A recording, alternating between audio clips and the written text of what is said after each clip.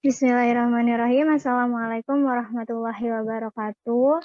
Selamat pagi kepada Bapak Asep Suryana selaku dosen pengampu mata kuliah Nalar Kritis dan Retorika dan teman-teman audiens semuanya yang berbahagia. Senang sekali pada hari ini kami diberikan kesempatan untuk melaksanakan presentasi kami dari kelompok 8 yang beranggotakan saya sendiri, Siti Humayroh, dan rekan saya Arlinda Kristinawati.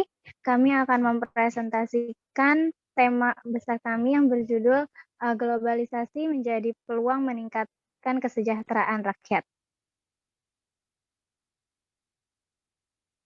Globalisasi merupakan suatu fenomena yang muncul karena berbagai faktor mulai dari perkembangan teknologi dan ilmu pengetahuan, perdagangan bebas, kemudahan orang-orang untuk bermigrasi dari satu negara ke negara lainnya, kerjasama politik antar negara hingga cara berpikir masyarakat yang semakin maju.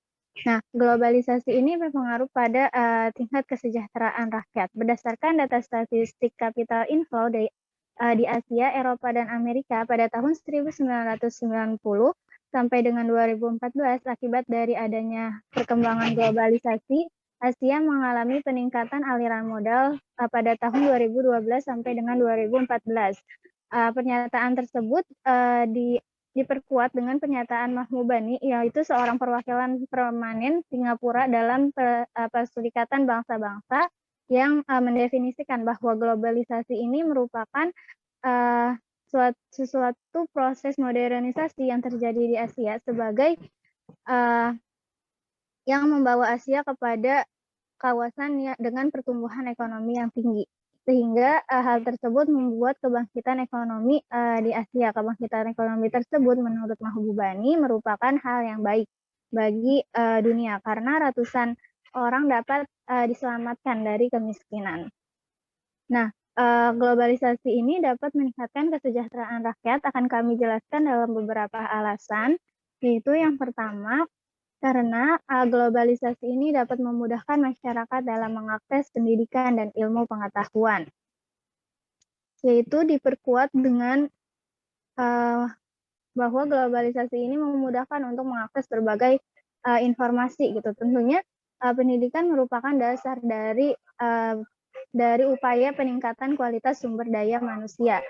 Dan pendidikan itu sendiri bukan hanya terbatas pada pendidikan formal di sekolah dengan ilmu pengetahuan yang biasa dipelajari di formal gitu. Tetapi pendidikan atau informasi dan pengetahuan itu bisa mencakup lebih luas dalam kehidupan sehari-hari masyarakat. Misalnya, dalam globalisasi ini dapat memudahkan masyarakat untuk mengakses berbagai informasi seperti informasi kesehatan dan berbagai informasi lainnya. Kenapa saya sebut informasi kesehatan merupakan salah satu faktor dalam meningkatkan kesejahteraan rakyat, karena tidak dapat dipungkiri gitu bahwa rakyat yang berkualitas adalah rakyat yang sehat dan juga rakyat yang peduli gitu akan kesehatan mereka dan kesejahteraan mereka. Nah, kenapa pula kemudahan tersebut saya katakan sebagai mendukung kesejahteraan, karena dengan kemudahan teknologi saat ini gitu masyarakat bisa mengakses informasi-informasi kesehatan dari manapun gitu. Mereka bisa mengecek kesehatan mereka tanpa harus pergi ke dokter gitu yang dapat dikatakan cukup mahal gitu. Tetapi pada saat di perkembangan teknologi kali ini, masyarakat hanya tinggal mengakses teknologi bisa dari rumah dan tanpa biaya apapun. Kemudian informasi-informasi lainnya seperti tren bisnis dan yang lainnya pun masyarakat bisa mengaksesnya dengan mudah melalui teknologi sehingga kesejahteraan pun dapat meningkat. Kemudian selanjutnya, mengapa globalisasi dikatakan dapat mendorong kesejahteraan rakyat? Karena globalisasi ini sendiri dapat mendorong masyarakat untuk lebih inovatif dengan mencari ide pengembangan usaha di internet, menciptakan sesuatu yang baru sesuai dengan perkembangan zaman dan teknologinya. Nah, kenapa saya katakan mendorong inovatif? Dengan adanya globalisasi ataupun teknologi, masyarakat bisa mengembangkan usahanya melalui informasi-informasi yang mereka dapatkan dari internet. dan juga mengembangkan usaha mereka sesuai dengan perkembangan zaman dan teknologi. Karena jika sudah sesuai dengan perkembangan zaman dan teknologi serta mengikuti daya jual yang sedang marak saat ini, maka penjualan pun akan lebih meningkat dan hal tersebut akan meningkatkan pula pendapatan dari masyarakat tersebut, sehingga kesejahteraan pun dapat dengan otomatis ikut meningkat.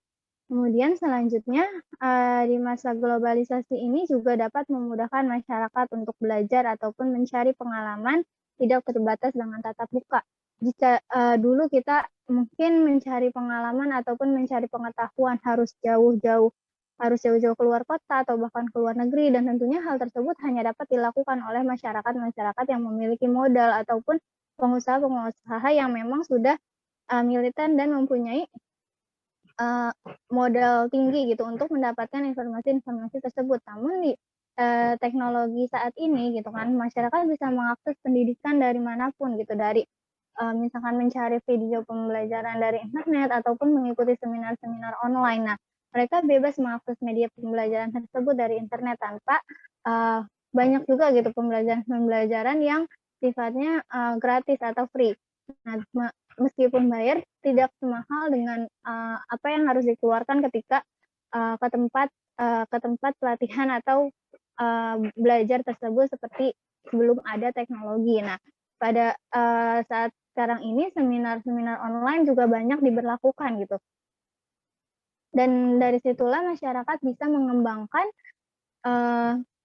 kreativitas mereka ataupun mencari pengetahuan-pengetahuan dengan mudahnya gitu tanpa terbatas untuk memiliki modal terlebih dahulu. Tetapi masyarakat yang misalkan baru merintis usahanya pun bisa gitu mengembangkan usahanya dengan mencari pendidikan atau mencari pengetahuan dari media sosial ataupun teknologi yang berkembang di zaman sekarang atau di zaman globalisasi ini. Kemudian selanjutnya akan dijelaskan oleh rekan saya, Arlinda. Baik, terima kasih Umay. Sebelumnya nama saya Arlinda Kusnawati. Di sini yang kedua itu meningkatkan pertumbuhan ekonomi. Sudah dijelaskan bahwa globalisasi adalah sebuah fenomena yang mendunia dan memasuki hampir seluruh aspek kehidupan manusia termasuk dalam sektor ekonomi ini.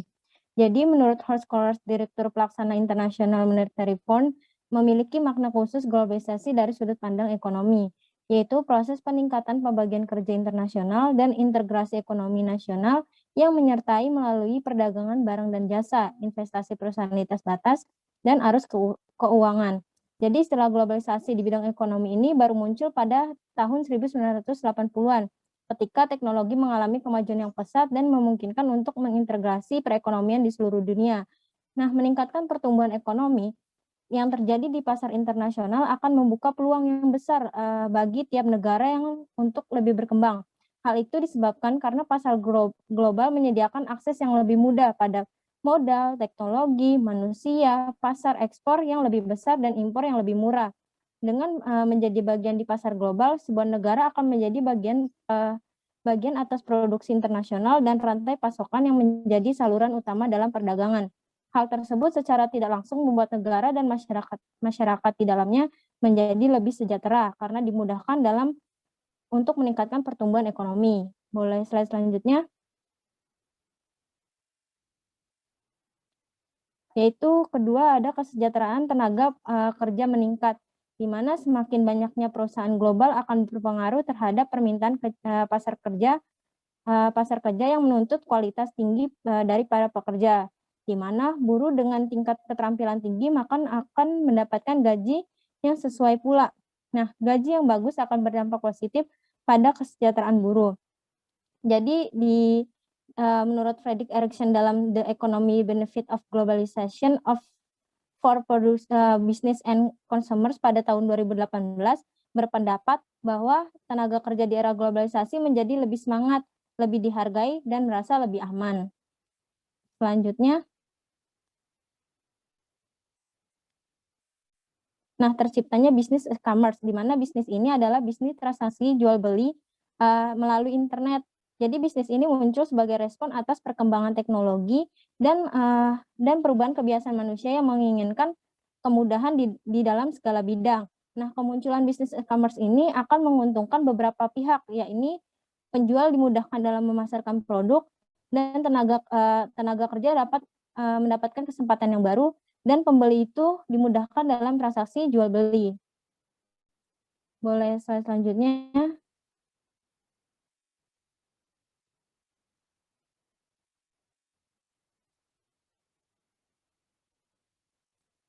Belum.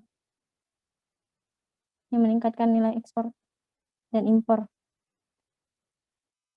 Baik, selanjutnya itu ada meningkatkan nilai ekspor dan impor, di mana pasar global membuat ketersediaan sebuah barang dapat dimiliki oleh seluruh negara secara transnasional melalui ekspor dan impor.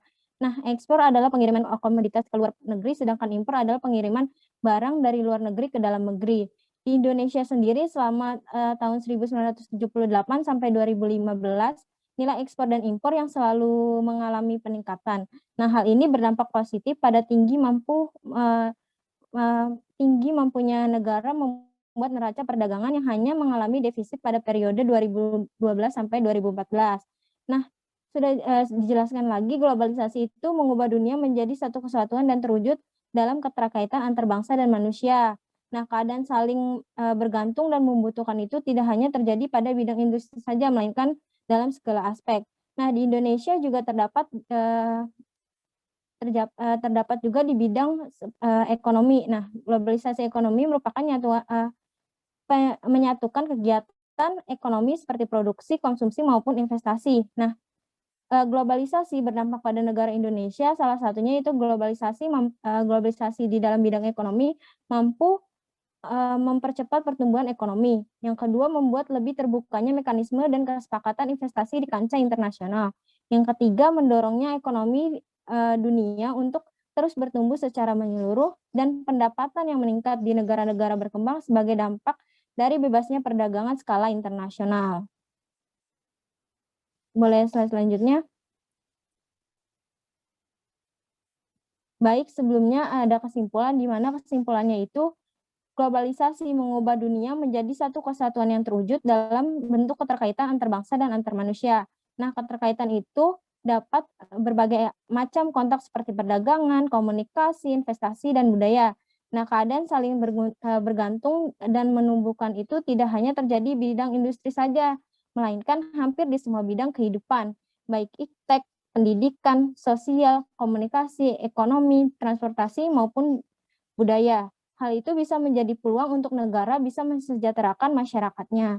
Sekian presentasi dari kelompok kami, kurang lebihnya mohon maaf. Wassalamualaikum warahmatullahi wabarakatuh.